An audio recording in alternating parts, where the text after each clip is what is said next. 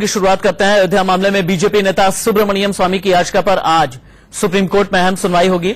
सुब्रमण्यम स्वामी ने राम मंदिर मस्जिद विवाद का हल निकालने के लिए मामले की रोजाना सुनवाई की मांग की है। पिछली सुनवाई के दौरान कोर्ट ने दोनों पक्षों को बातचीत के जरिए हल निकालने की सलाह दी थी।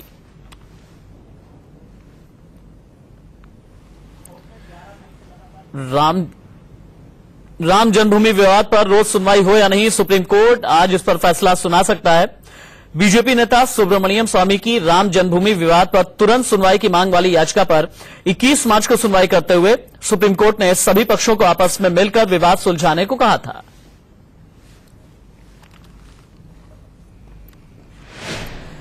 इस मामले पर बीजेपी नेता सुब्रमण्यम स्वामी से हमारे संवाददाता आशीष सिन्हा ने हाल ही में बात की थी। हमारे साथ बीजेपी नेता सुब्रमण्यम स्वामी जी हैं। सर, सुप्रीम कोर्ट ने आपको कहा था 31 मार्च तक तीनों पक्षों से, निर्मोही अखाड़ा, सुन्नी वक्फ बोर्ड और हिंदू महासभा से बात करके बताएं। आपकी किसी से बात हुई अभी तक? मैं ज्यादातर मुस्लिम पार्टीज में, जैसे मुस्लिम पर्सनल लॉ बोर्ड के ओवैसी से, जिलानी से, अन्य लोगों से मैंने बात की थी और अनेक मुस्लिम बुद्धिजीवियों से भी बात की थी।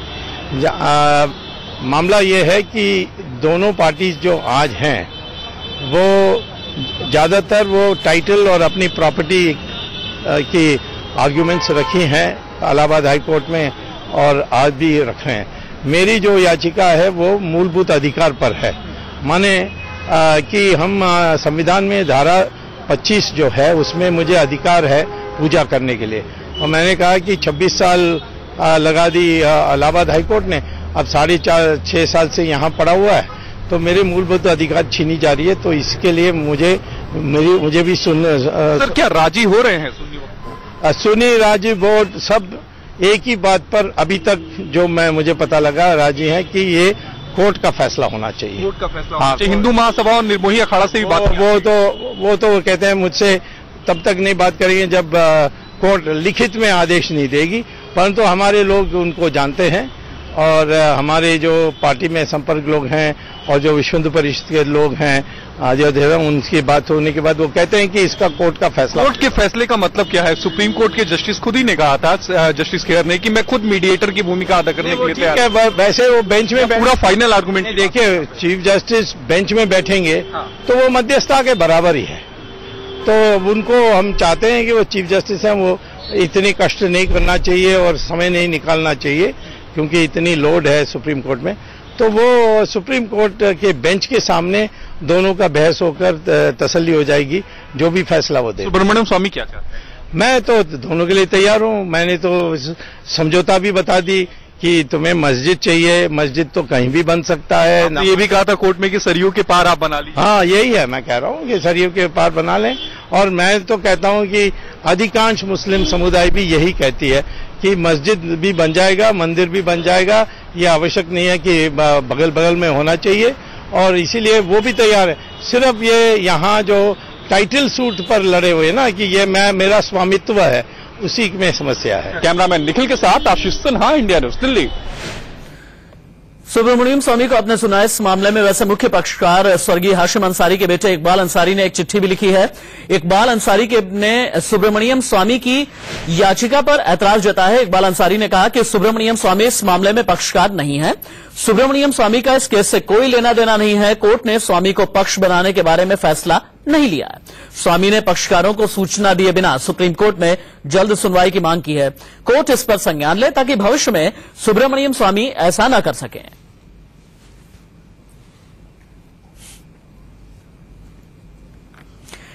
इस बड़ी खबर पर क्या हो सकता है, आज दिन भर किस तरह का अपडेट रहेगा, किस तरह की डेवलपमेंट रहेगी सुप्रीम कोर्ट से, हम ये भी समझेंगे, और किस तरह से पॉलिटिकल रिएक्शंस आए हैं और आने वाले हैं, और अलग अलग पक्ष क्या कह रहे हैं लखनऊ में बैठे हुए या फिर अयोध्या फैजाबाद में बैठे हुए, इन सब की जानकारी एक एक हम लेंगे। मेरे सहयोगी आशीष सिन्हा मुझे सुप्रीम कोर्ट से रिपोर्ट कर रहे हैं, अरविंद चतुर्वेदी लखनऊ से लाइव रिपोर्टिंग कर रहे हैं इसी मसले पर। सबसे पहले आशीष, आपके पास आते हुए मुझे ये बताइए, 21 मार्च की सुनवाई में सुप्रीम कोर्ट ने सभी पक्षों को आपस में मिलकर विवाद सुलझाने के लिए कहा था, क्या आज इस पर सुब्रमण्यम स्वामी कोर्ट में किसी तरह का कोई फॉर्मूला देंगे या कोई अपनी रिपोर्ट पेश करेंगे? देखिए, आज की सुनवाई जो है वो बेहद अहम है, क्योंकि यहाँ पर कोर्ट केवल स्वामी नहीं रहेंगे बल्कि सभी पक्षों के वकील भी कोर्ट रूम में मौजूद रहेंगे, चाहे वो निर्मोही अखाड़ा हो, चाहे वो हिंदू महासभा हो, चाहे वो सुन्नी वक्फ बोर्ड हो। सुन्नी वक्फ बोर्ड की तरफ से और इकबाल अंसारी की तरफ से ये ऑब्जेक्शन उठाया गया है, जो रजिस्ट्रार जनरल को सुप्रीम कोर्ट में चिट्ठी लिखी गई है और कहा गया है कि सुब्रमण्यम स्वामी इस मामले में मुख्य पक्षकार नहीं है। ऐसे में जब भी इस मामले की सुनवाई हो तो उनको भी बताया जाए। बहरहाल ये सारी बातें सुप्रीम कोर्ट के सामने रखी जाएंगी, लेकिन पिछली बार चूंकि 21 मार्च को कोर्ट ने स्वामी से कहा था कि क्या इस मामले में सुलह हो सकती है, तो स्वामी का यह दायित्व बनता है कि सुप्रीम कोर्ट को बताए कि क्या इस मामले में सुलह की कोई संभावना है, क्योंकि कोर्ट ने कहा था कि मामला जो है वो धर्म और आस्था से जुड़ा हुआ है। ऐसे में अगर कोर्ट के बाहर ही यानी आपसी सहमति से ही इस मामले का निपटारा हो जाए, जल्दी से ये बता दीजिए 21 मार्च से 31 मार्च के बीच में 10 दिन गुजर चुके हैं। 10 दिन में स्वामी ने किस किस से मुलाकात की है?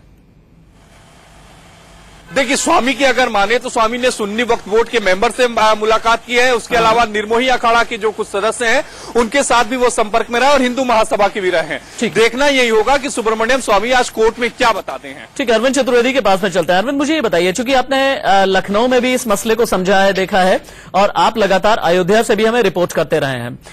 हिंदू महासभा, निर्मोही अखाड़ा और सुन्नी वक्फ बोर्ड, इसके प्रतिनिधि क्या कहते हैं और पिछले 10 दिनों में उनकी सोच में किसी तरह का कोई परिवर्तन है क्या सुप्रीम कोर्ट के 21 मार्च की सुनवाई के बाद?